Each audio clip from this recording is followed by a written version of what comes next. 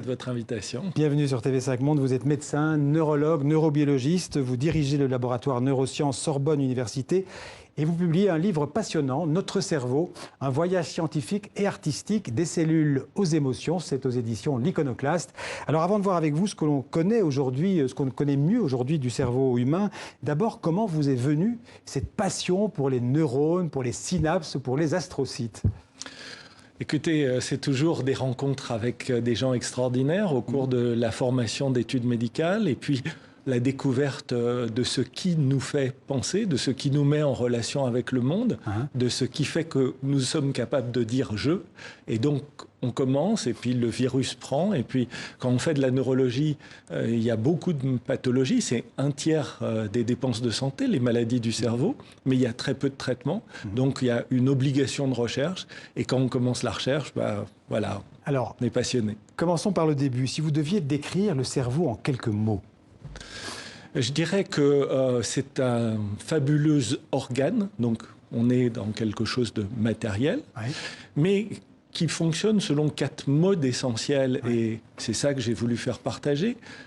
On est essentiellement dans un fonctionnement inconscient du cerveau, on est essentiellement dans un fonctionnement émotionnel du cerveau, on est essentiellement dans une anticipation de tout ce qui va se passer, et puis notre cerveau fonctionne en créant un monde humain autour de nous et en humanisant tout ce que nous faisons. Alors, il ne pèse pas très lourd, le cerveau, ça pèse moins d'1,5 kg.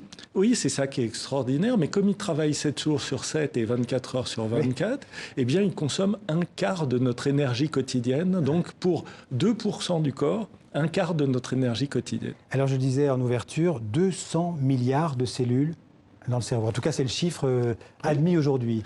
Mais non seulement 200 milliards, mais chacune de ces cellules est capable de faire 50 000 connexions avec d'autres cellules. Donc, une puissance de traitement de l'information qu'aucun ordinateur aujourd'hui n'est capable d'atteindre. On peut dire que tous les êtres humains ont plus ou moins le même cerveau, mais qu'on ne l'utilise pas de la même manière. C'est juste de dire ça? Oui, le schéma général du cerveau, il est très semblable entre tous les humains. Mais non seulement le développement du cerveau, donc certaines influences génétiques, mais les événements de la vie vont, à travers la plasticité, renforcer certains circuits, en diminuer certains autres, ce qui fait que, arrivé à l'âge adulte, nous avons tous des cerveaux différents. D'accord. Mais donc c'est plus, je dirais, la vie de tous les jours, les expériences vécues que la génétique. Beaucoup de choses qui se mêlent. Il y a des recombinaisons génétiques au cours du développement qui se font un peu par hasard. 2 jumeaux monozygotes issus du même œuf, dès la naissance, n'auront pas le même cerveau parce que plusieurs milliers d'événements de petites modifications du génome des neurones seront arrivés. Et puis surtout, au cours de la vie, l'épigénèse, tout ce qui va nous arriver, va remodeler nos circuits, ce qui fait que plus nous avançons en âge et plus nous avons un cerveau particulier. Alors vous avez défini plus ou moins ce que c'était le cerveau. Est-ce que vous pourriez définir, question encore plus compliquée, qu'est-ce que c'est l'intelligence? Ah non, ça, malheureusement, les scientifiques ou les médecins étudient des maladies de l'intelligence, c'est-à-dire des défauts qui créent des troubles de notre façon de comprendre le monde ou d'agir sur le monde, mais l'intelligence, elle est tellement multiple. De quoi parle-t-on? D'une multiplication, d'une capacité de retenir beaucoup de choses, d'une capacité de trier des informations. Le mot intelligence est beaucoup trop vaste pour pouvoir l'aborder sur un plan strictement scientifique. Je vais vous poser ma question autrement. Qu'est-ce qui fait que le cerveau de l'homme lui donne une intelligence supérieure aux primates, par exemple? Alors, très certainement, l'organisation. C'est plutôt que la taille, plutôt que le nombre de cellules, plutôt que le poids, c'est l'organisation. Et surtout, le fait qu'un cerveau humain n'existe pas. Pour être humain, nous sommes en interaction avec d'autres cerveaux. Et c'est dans cette interaction entre les êtres humains que notre cerveau s'humanise et réorganise ses circuits. L'acquisition du langage, l'acquisition des outils, la lecture, les mathématiques pour communiquer. Et donc, notre cerveau a cette extraordinaire capacité d'évoluer par lui-même, d'évoluer au contact des autres et d'avoir cette plasticité continue tout au long de la vie. Alors, quand on fait quelques recherches sur le cerveau, qu'on lit un article ou évidemment votre livre, il y a des mots qui reviennent très souvent, c'est neurone, synapses. Je l'ai dit tout à l'heure aussi. Attendez, je vais essayer de retrouver. Oui, les astrocytes.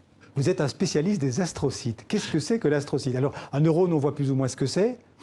Les synapses, c'est les connexions entre les neurones, on peut dire ça? Voilà. Et les astrocytes, c'est quoi? Alors, c'est l'autre moitié du cerveau qui a été longtemps oubliée, niée. Et en fait, ce sont les cellules qui, au départ, donnent un peu le plan d'architecture. Ensuite, confinent, modèlent, sculptent les synapses, les règlent un peu comme un bouton plus fort, moins fort. Et quand il n'y a plus besoin pour remodeler le circuit, les boulottes et les excluent. Donc, au fond, c'est des partenaires indispensables des neurones qui fonctionnent dans des gammes de temps très différentes des neurones, mais qui ont toutes les fonctions, et même pire, puisque aujourd'hui, on découvre que toutes les maladies du cerveau, ou presque, sont des maladies de la cellule gliale. Alors, comment circule l'information dans notre cerveau? J'ai lu que c'était par impulsion électrique. Donc on a des petites impulsions électriques dans notre cerveau. Oui, il y a beaucoup de micro-courants électriques et ça fonctionne d'une cellule à l'autre d'abord par une sorte de morse, de code en fréquence. Et puis, à la synapse dont vous avez parlé, quand il faut sauter d'une cellule à l'autre, là, il y a une traduction de ces codes morse en quantité d'une molécule qu'on appelle un neurotransmetteur. Et l'information saute ainsi d'une cellule à l'autre, mais entre-temps, la cellule qui reçoit l'information, elle fait un peu la synthèse de toutes les informations qu'elle reçoit, et donc l'information est modifiée, puis elle repasse, et c'est comme ça que les circuits se forment. Tout ça à la vitesse de la lumière, tout ça, ça se fait en permanence dans notre cerveau. 40 mètres par seconde, c'est pas mal. Dans d'autres cas, pour les astrocytes, seulement quelques millimètres par seconde, donc il y a différents tempos dans notre cerveau.